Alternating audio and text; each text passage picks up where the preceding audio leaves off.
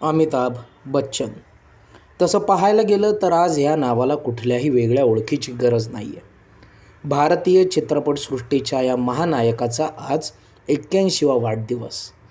त्यांच्या वाढदिवसानिमित्तच बच्चन सरांना एक ट्रिब्यूट देणारी एक छोटीशी बायोग्राफी या निमित्ताने आपण आज घेऊन आलो आहोत. नमस्कार, मी नीरज आणि आपण पाहताय फिल्मी बुडबक.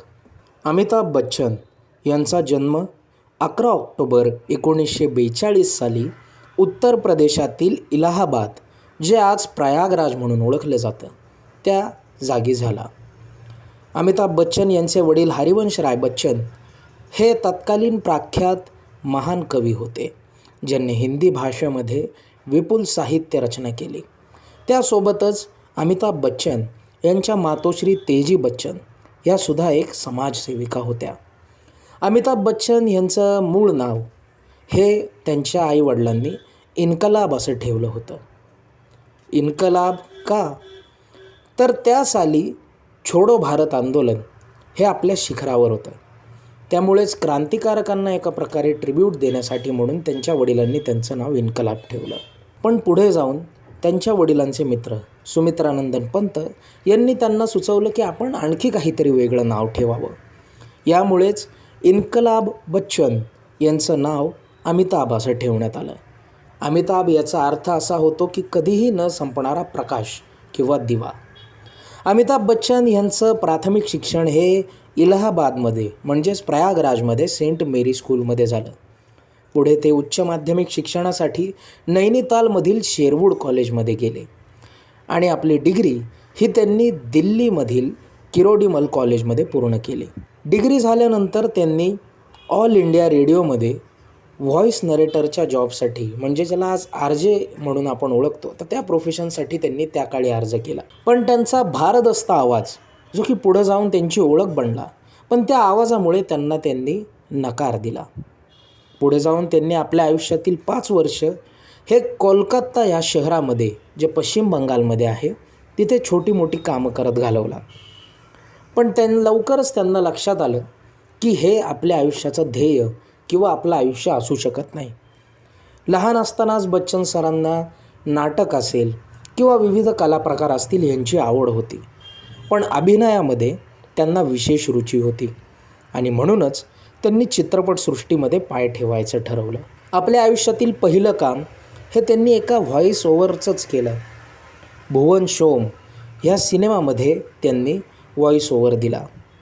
त्याच्यानंतर 1969 साली 7 हिंदुस्तानी या चित्रपटाच्याद्वारे त्यांनी पहिलं सिल्वर पडद्यावरती काम केलं.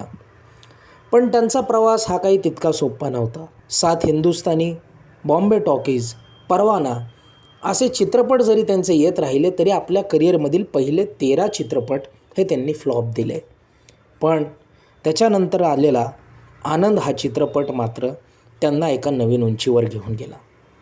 राजेश खन्ना स्टारर आनंद ह्या कल्ट क्लासिक सिनेमामध्ये त्यांनी साकारलेला डॉक्टर साहब हा त्यांचा रोल खूप गाजला, ज्या रोलसाठी म्हणून त्यांना पुढे Filmfare award for best supporting ॲक्टरचा पुरस्कारसुद्धा मिळाला. त्याच्यानंतर 1973 साली आलेल्या जंजीर ह्या चित्रपटाच्या माध्यमातून मात्र त्यांनी कधीही वळून मागे बघितलं नाही, कारण हाच तो चित्रपट होता ज्या चित्रपटाने त्यांची ओळख अँग्री यंग मॅन म्हणून लोकांना करून दिली.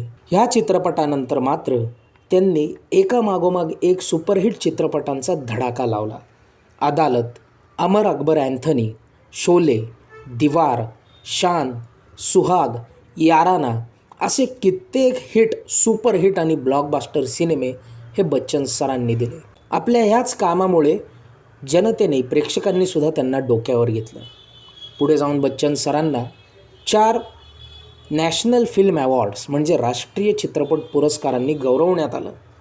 त्यांना आपल्या आयुष्यात पद्मश्री आणि पद्मविभूषण हे उच्च नागरी सन्मानसुद्धा मिळाले. हे असतानाच त्यांच्या आयुष्यामध्ये एक दुःखद घटना घडली. 26 जुलै 1982 साली कुली या चित्रपटाच्या दरम्यान त्यांना एका ॲक्शन सीनमध्ये एक जखम झाली, जी इजा त्यांच्या पोटाला झाली होती, ज्याच्यामधून खूप रक्तस्राव झाला आणि परिस्थिती अशी आली की इतक्या रक्तस्रावानंतर ते जगतील की नाही अशी सर्वांना शंका आली. तिकडे धावपळ माजली. सेटवरती त्यावेळी ॲम्ब्युलन्स नव्हत्या, त्यामुळे इकडून तिकडून ॲम्ब्युलन्स बोलवण्यात आली. सुदैवाने शिवसेनेची एक ॲम्ब्युलन्स तिथे ॲवेलेबल होती. जवळच असलेल्या त्या ॲम्ब्युलन्समधून त्यांना ब्रीच कँडीमध्ये नेण्यात आलं आणि आपल्या चाहत्यांचे आशीर्वाद, दुआ आणि डॉक्टरांच्या अथक परिश्रम, त्यासोबतच त्यांची स्वतःची विल पॉवर, ह्या बळावर त्यांनी कमबॅक केलं. या चित्रपटानंतर मात्र त्यांनी काही काळ चित्रपटसृष्टीमधून एक ब्रेक घेतला.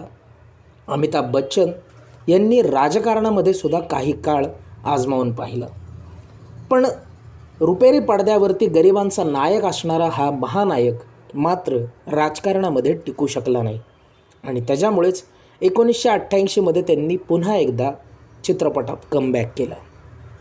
पण हा एक असा काळ होता जो बच्चन यांना तितकासा सुखकारक नव्हता. शहेनशाहसारखे काही चित्रपट हे न जाणे काही कारणं असतील पण तितकेसे चालले नाहीत आणि परत काही काळ त्यांना अत्यंत शांततेत आणि प्रतिकूलतेचा सामना करत व्यतीत करावा लागला. मात्र 2000 साली आलेल्या मोहब्बते या चित्रपटाने काही काळापुरतं त्यांना स्थैर्य दिलं.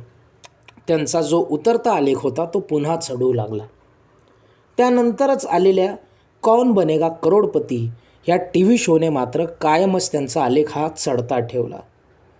असे हे आपले महानायक अमिताभ बच्चन हे तेव्हापासूनच आत्तापर्यंत तरुण कलाकारांनाही लाजवेल अशा प्रकारे, अशा एनर्जीने काम करतायत आणि बुड्ढा होगा तेरा बाप असं म्हणून ते अजूनही आपल्या रसिक मायबापांचं मनोरंजन करण्यामध्ये हातभार लावत आहेत.